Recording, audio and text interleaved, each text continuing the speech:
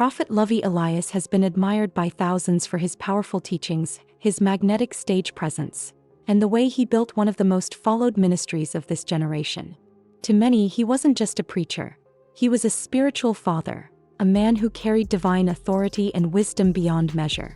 But what if I told you that the very image people worshipped may not be real? Because recently everything changed. Not from critics, not from outsiders, but from the one person who knew him better than anyone else, his own wife. And what she revealed didn't just spark whispers of doubt.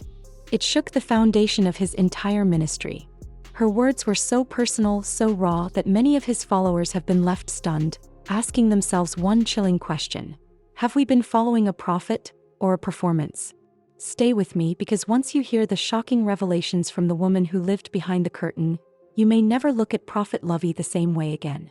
Before the scandals, before the revelations, Prophet Lovy Elias was celebrated as one of the fastest-rising spiritual voices of this generation. His sermons went viral online, his services drew massive crowds, and people would travel across continents just to hear him speak. He wasn't just a preacher, he was a movement. But here's what most people don't know. Prophet Lovy didn't start in the pulpit. Long before he was seen as a man of God, he was immersed in a completely different world. The world of music and entertainment. He spent years chasing fame, learning the art of performance, and building connections with some of the biggest names in Hollywood. On the surface, this doesn't sound unusual. After all, many leaders come from unique backgrounds. But critics point to this period as the key to understanding how his ministry functions today. They argue that his church isn't just a place of worship. It's a stage. The lights, the sound, the high-energy delivery, it all feels less like a sermon and more like a perfectly orchestrated show. And here's the twist: that show is exactly what drew so many people in. Followers loved the excitement, the production, the feeling that every service was larger than life. To them, it wasn't just religion, it was an experience. But as his wife would later suggest, what people thought was divine presence may have been something very different. Because according to her, Prophet Lovy wasn't simply preaching the word of God. He was performing. And if that's true, it raises a haunting question. How much of his ministry is authentic faith, and how much is carefully crafted illusion? For years, Prophet Lovy's image seemed untouchable. The powerful preacher on stage, the loving husband in public, the spiritual leader admired around the world. It was a picture-perfect narrative. But that carefully guarded image came crashing down when his own wife finally decided to speak. Her words cut deeper than any critic ever could. Because unlike outsiders, she wasn't guessing. She wasn't speculating. She was the one who lived with him behind closed doors, who saw the man away from the cameras, away from the spotlight, away from the cheering crowds. And what she revealed left thousands of his followers shaken. She described a man who often preached values that didn't match his personal reality. The humility, the discipline, the emphasis on family unity that he championed in front of the congregation. She claimed those same qualities were often missing at home. But this wasn't just about personality differences or marital struggles. Her testimony pointed to something far more alarming: that much of what the world sees is a polished performance, carefully designed to maintain his image, his influence, and his empire. And here's where it gets truly unsettling. She wasn't talking like a bitter partner trying to lash out. She spoke like someone carrying years of silence, finally telling the truth. That's why her words carried so much weight. They weren't the whispers of gossip. They were confessions from the very heart of his household. But the most shocking part? She didn't stop at exposing the showmanship. She went even further, suggesting that money, power, and image were often placed above faith itself. And once those words came out, everything changed. Because if the foundation of Prophet Lovy's ministry was built more on image than integrity, then the trust of thousands could be standing on very shaky ground. When Prophet Lovy's wife continued speaking, her words shifted from personal frustrations to something far more explosive: the inner workings of his ministry. And according to her, what really drove many of his decisions wasn't prayer, humility, or spiritual direction. It was money. She revealed that donations, the very offerings people gave with faith and sacrifice, often became less about serving the community and more about maintaining appearances. The goal wasn't always helping the poor or expanding the reach of the gospel. Instead, it was about attracting wealthy members, securing high-profile supporters, and funding the image of a larger-than-life prophet. Designer clothes, luxury cars, 5-star trips. She suggested that these weren't simply blessings as followers were led to believe, but choices funded by the very pockets of believers who thought they were sowing into God's kingdom. And it didn't stop there. Behind the polished image of a spiritual leader focused on faith, she claimed that even the direction of the ministry was shaped by what looked good from the outside. Every sermon, every event, every appearance was carefully planned to enhance reputation and maintain a sense of power. For many followers, this was a devastating thought. The man they trusted for guidance might have been prioritizing stagecraft over sincerity, image over authenticity. But perhaps the most personal sting came when she revealed that this obsession with appearances often overshadowed their own household struggles. Issues at home, she said, were pushed aside for the sake of protecting his public brand. The prophet who preached about family unity and sacrifice sometimes put his ministry's image before the health of his own marriage. And that's where the doubts began to spread like wildfire. If the message was being compromised by money and appearances, what else was being hidden from the public eye? Because as his wife hinted next, the problem wasn't just financial or superficial. The cracks in his image went much deeper, straight into his private life. Up until this point, the cracks in Prophet Lovy's image could have been explained away. Maybe critics exaggerated. Maybe his wife was just airing frustrations about money or priorities. But when she began describing life inside their marriage, even his most loyal followers had to pause. Because the man who preached about humility, family values, and love from the pulpit wasn't always the same man at home. According to her, Prophet Lovy could put on the role of the devoted husband in public, smiling for cameras, holding hands, speaking about the importance of family unity. But behind closed doors, she often felt invisible. The warmth the world saw on stage sometimes turned into distance and coldness in private. She said there were moments when she looked at him and felt like she was living with a stranger. The very values he demanded from his congregation, respect, intimacy, harmony, were not consistently present in their own household. For many who listened, this was the moment that stung the most. Because it wasn't just about a preacher making mistakes. It was about betrayal at the most intimate level, the gap between the man on stage and the man at home. And the more she spoke, the clearer it became. This wasn't simply about money or appearances. It was about integrity. If a man can project one image to the world while living a different reality at home, then what else could he be hiding? That's when she dropped her most disturbing suggestion yet. It wasn't just about hypocrisy, it was about control.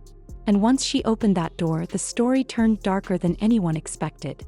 If the revelations about money and marriage were painful, what came next was chilling. Prophet Lovy's wife suggested that his ministry wasn't just about preaching, it was about control. According to her, within his inner circle, questioning him was almost unthinkable. His word carried such authority that even private disagreements could spark conflict. Loyalty wasn't just expected, it was demanded. And those who didn't fall in line quickly found themselves pushed aside.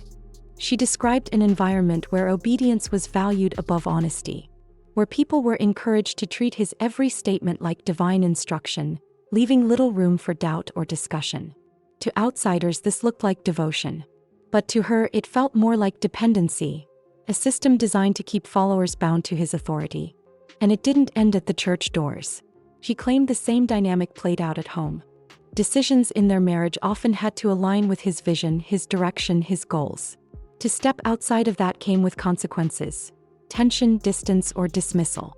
The picture she painted wasn't of a humble servant leader, but of a man who carefully controlled the narrative both publicly and privately. To his congregation, he was the prophet. To his family, he was the one whose authority overshadowed everything else. This revelation shook people in a way that money or hypocrisy never could. Because if his ministry was built not just on performance but on control, then the line between spiritual leadership and manipulation became dangerously thin. And just when it seemed she had said it all, she hinted at something even more devastating. Secrets so carefully guarded that, if exposed, they could bring his entire empire crashing down. Up until now, Prophet Lovy's wife had exposed cracks in his image. The money, the distance at home, the manipulation of loyalty. But what she hinted at next was far more dangerous. These weren't just flaws. These were secrets that, if true, could collapse the very foundation of his ministry. The first was about boundaries. She implied that Prophet Lovy's connections with certain women were not always as innocent as they seemed. She didn't go into graphic detail, but the way she chose her words left followers filling in the blanks. It was the kind of suggestion that made people wonder whether the man who preached purity and family values had crossed lines in private. The second revelation cut even deeper. Money. For years, his lavish lifestyle had been framed as blessings from God, proof of divine favor. But according to his wife, some of those luxuries weren't blessings at all. She suggested that donations meant for church growth or community needs were sometimes redirected toward personal indulgence. Luxury cars, designer clothing, and extravagant trips. To his followers, this wasn't just disappointing. It felt like betrayal. And then came the most devastating claim of all.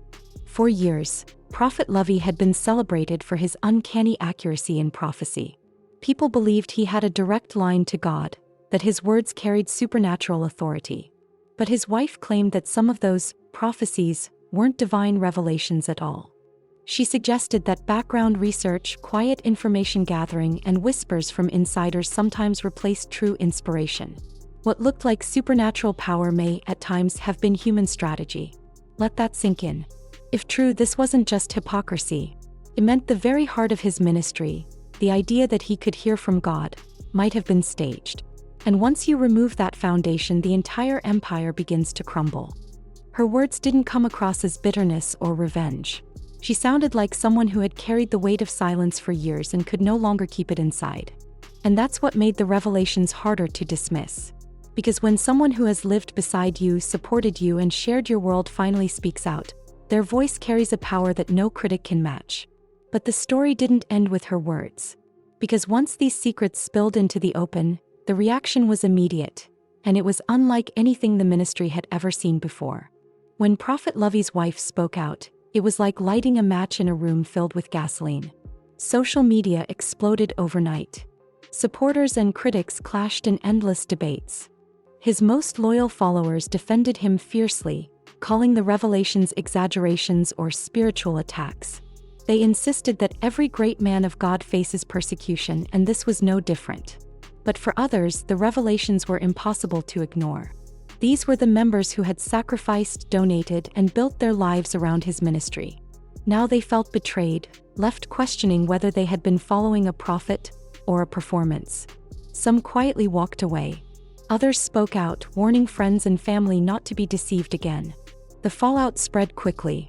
Media outlets picked up the story, headlines screamed across blogs, podcasts dissected every word, and YouTube channels amplified the drama. Prophet Lovy wasn't just facing a scandal inside his church anymore. He had become the center of a global debate about accountability, integrity, and the dangers of celebrity preachers. With pressure mounting, every move he made was scrutinized.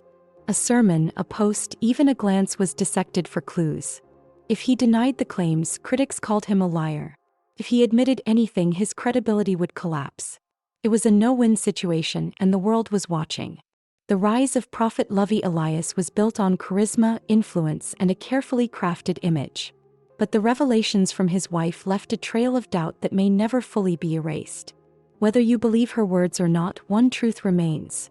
The faith of thousands now hangs in the balance. And the haunting question lingers: was Prophet Lovy truly chosen by God, or was he simply the best performer the pulpit has ever seen?